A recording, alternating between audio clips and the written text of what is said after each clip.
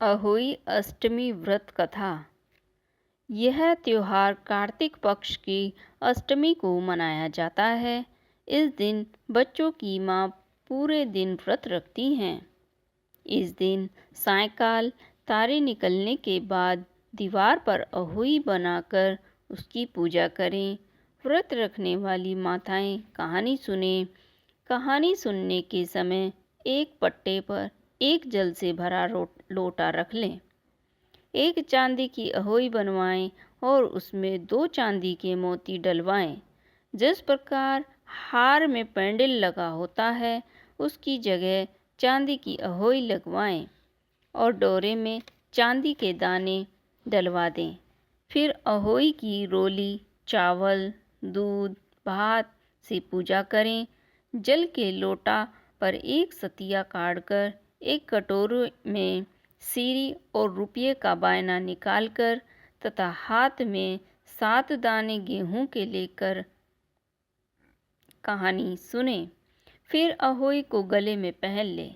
जो बायना निकाला था उसे सासू जी को पांव लगकर देवें। दिवाली के बाद किसी अच्छे दिन अहोई गले में से उतारकर जितने बेटा होवें उतनी बार और जितने बेटों का विवाह हो उतनी बार 2 चांदी के दाने उस अहोई में डालती जाएं। जब अहोई उतारें, उसका गुड़ से भोग लगाकर जल के छींटे देकर रख दें। चंद्रमा को अर्घ्य देकर भोजन करें। इस दिन ब्राह्मणों को पेठा दान में अवश्य देना चाहिए। यह व्रत छोटे बच्चों के कल्याण के लिए किया जाता है। अहोई देवी के चित्र के साथ साथ सेही के बच्चे के चित्र भी बनवाएं और पूजा करें। अहोई की कहानी प्रारंभ। बहुत पुराने समय की बात है। भारतवर्ष के दतिया नामक नगर में चंद्रभान नाम का एक साहूकार रहता था। उसकी पत्नी का नाम चंद्रिका था। वह बहुत ही गुणवान, रूपवान, चरित्रवान और पवित्र थी। उसके कई पुत्र और पुत्रियां हुई, परंतु वे सब की सब छोटी उम्र में ही यमलोक को चले गए। संतान के इस प्रकार मर जाने से वे दोनों बहुत दुखी रहते थे। वे पति पत्नी दोनों ही मन में सोचा करते थे कि हमारे मरने के बाद इस वैभव का कौन अधिकारी होगा। एक दिन उन दोनों ने निश्चय किया कि सब धन दौलत को त्याग कर जंगल में निवास किया जाए।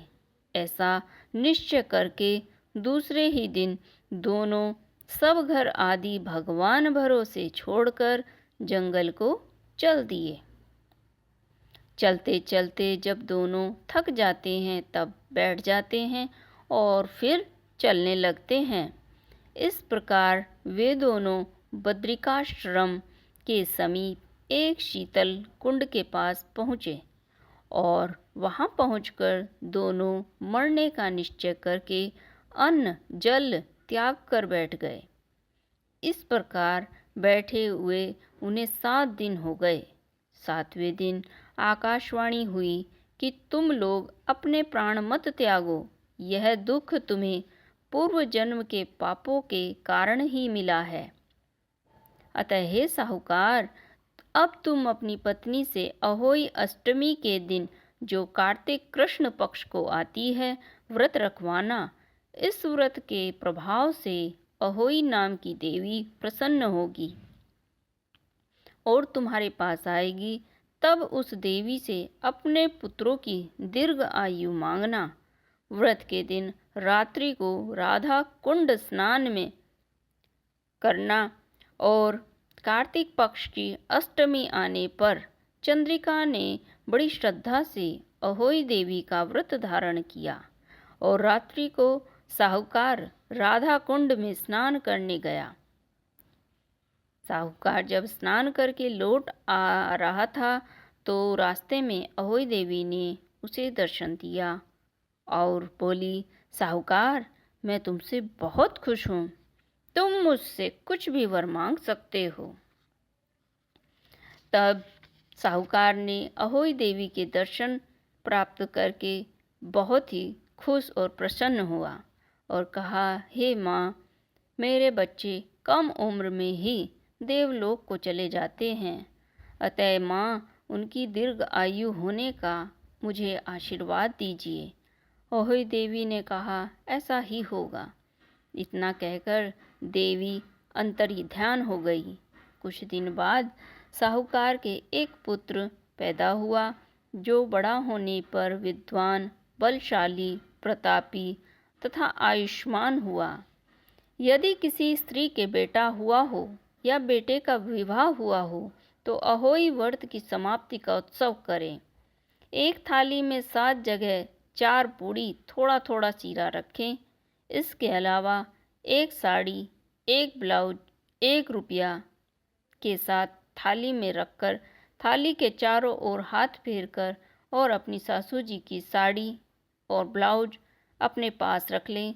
सीरा पूड़ी का बायना बांटते हुए, यदि लड़की कहीं अन्य जगह हो तो उसके लिए बायना वहीं भेज देना चाहिए। बोलो अहोई अष्टमी देवी की जय हो।